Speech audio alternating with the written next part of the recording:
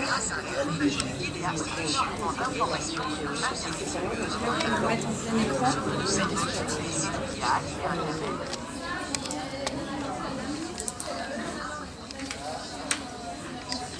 Vous n'avez pas regardé la vidéo, vous avez appris pendant la vidéo.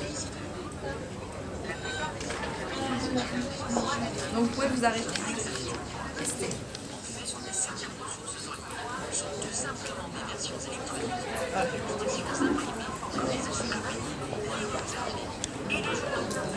Sont réservés à des groupes spécifiques. Cela peut aider à apprécier la fiabilité de la source. Par exemple, une preuve que l'auteur ou les auteurs maîtrisent vraiment le sujet. Cinquième question, la source est-elle fiable? Si tu n'es pas sûr d'une donnée, compare-la avec une ou plusieurs autres sources. Par exemple, cherche la même information sur d'autres sites. Si plusieurs sites affirment la même chose, il y a fort à parier que l'info est fiable. Et enfin, sixième et dernière question, la ressource est-elle à jour? Beaucoup de sites internet publient la date de leur création et de leur dernière mise à jour. Si en cliquant sur une page, tu obtiens la mention HTTP 404, cela veut dire que la page a été déplacée ou n'existe plus. Prête-y attention. Si une page que tu regardes a été mise à jour il y a plusieurs années, il y a de fortes chances pour que son contenu soit hors de propos ou obsolète. Et voilà, nous avons fait le tour des ressources en ligne. Allez Watson, on accélère les recherches, il faut mettre un coup de boost. Tu prends tout au pied de la lettre, tu sais. Scolaires et jeunesse qui présentent leurs mouvements.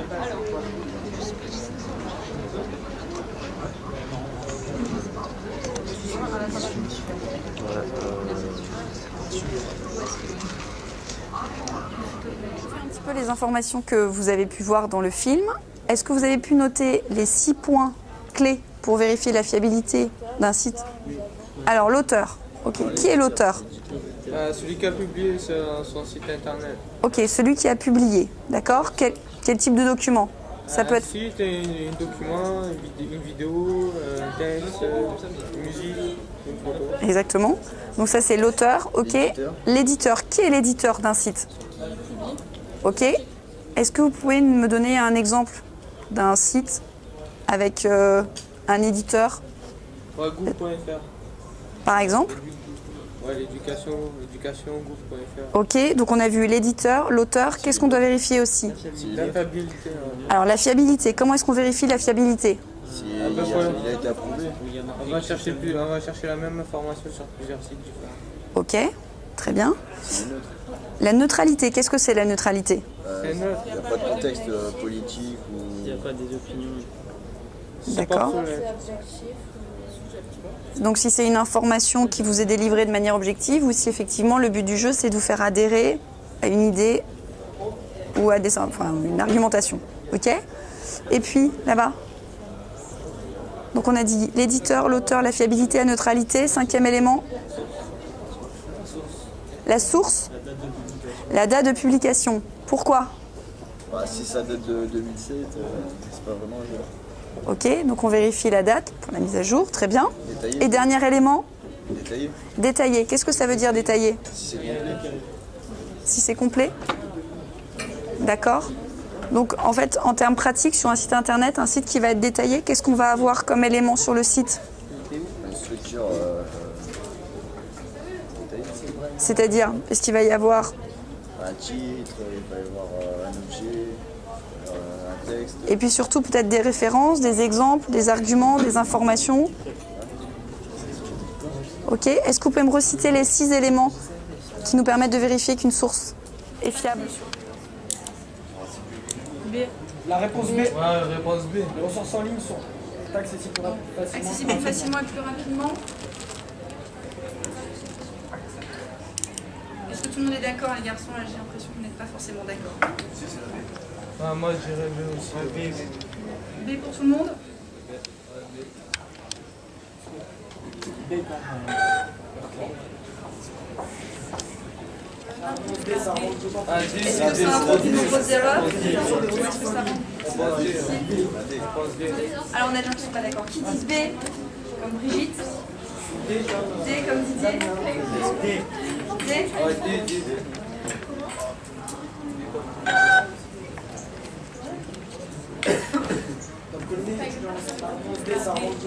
Est-ce que ça introduit de nombreuses erreurs? Est-ce que ça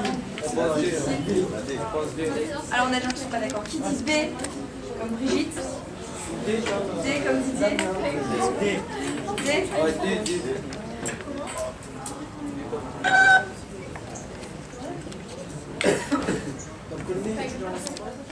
Alors qui dit réponse A? Et réponse D. Alors, pour la réponse A, je voudrais juste vous mettre en perspective, vous êtes tous producteurs de contenu sur Internet.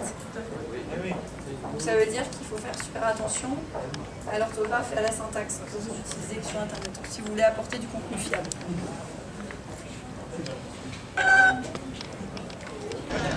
Responsable de BrainPop France et avoir face à soi des enfants, des adolescents, devant un tableau numérique interactif, cela fait quoi?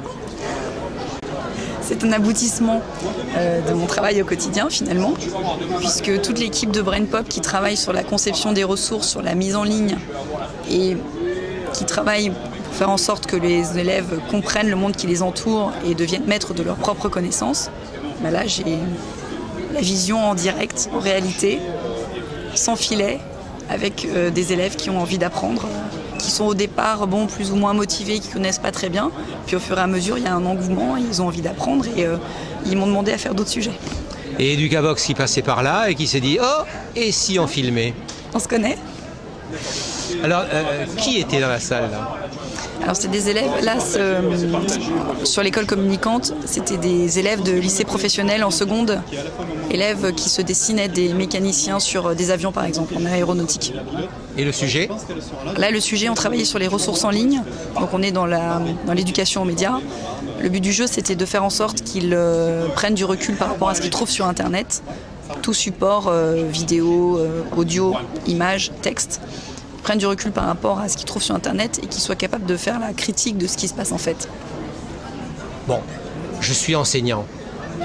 Je me promène aux rencontres de l'Orme. J'arrive dans cette salle. Qu'est-ce que je dois lire dans ce que vous êtes en train de faire? Qu'est-ce que je dois tirer comme profit de ce que vous êtes en train de faire? Qu'est-ce que vous avez voulu montrer? Eh bien, on a voulu montrer la facilité d'utilisation de BrainPop, l'engouement des élèves tout de suite, dès les premières questions, dès les premiers échanges qu'on a eus ensemble, et donc la liberté pédagogique par rapport aux ressources que nous on propose. Est-ce que c'est utilisé à Belle de Mai? Oui, c'est utilisé un petit peu à Belle de Mai, exactement. Alors, quels sont les enseignants? Enfin, dans quelle discipline ils utilisent cela? Alors en fait, on a travaillé l'année dernière justement sur l'école communicante. On avait monté un projet, si je me rappelle bien, autour de... Eux, ils travaillaient en mathématiques, sur les cartes marines, puisqu'il y avait le Vendée Globe. Et donc on avait reproduit, en fait, j'avais inventé une course et les élèves devaient travailler par équipe et ensemble mener la course et savoir calculer la distance qu'ils avaient à faire en combien de temps. Il y avait un travail en français puisqu'ils devaient rédiger un tweet par rapport à leur équipe et par rapport au bateau. Ils devaient nommer le bateau. Enfin bon, il y avait tout un travail comme s'ils étaient skippers sur une course. Mais moi, je suis un parent d'élève pas convaincu et je me dis, mais ils sont en train de jouer là, ils sont pas à l'école, ils travaillent pas. Et vous n'arrêtez pas de dire ils travaillaient. Oui, bien sûr qu'ils travaillaient. Parce que même si on introduit finalement le sujet d'une manière ludique avec une interface animée, au final, ils repartent avec des connaissances et une envie d'en apprendre plus. Donc c'est du travail. Et vous pensez que c'est ce qu'il faut que l'on utilise dans l'école? Oui, j'en suis assez persuadée. Assez Oui, j'en suis même plutôt... Non, je crois même qu'effectivement, le principal du collège que j'ai vu là maintenant, lui en est totalement persuadé. Ah oui, complètement. On parlait de Dominique Césarière, bien sûr, de Belle de Mai, par exemple. Très bien. Et ce type d'expérimentation, ce type de manipulation, vous l'avez fait donc avec des élèves de collège, vous le faites aussi avec des classes du premier degré? Oui, tout à fait. On le fait aussi en premier degré, bien sûr. avec des élèves qui sont en CE2, CM1 ou CM2, tout à fait, sur des sujets différents et peut-être de manière un petit peu différente, mais bien sûr on le fait. Merci. Merci à vous.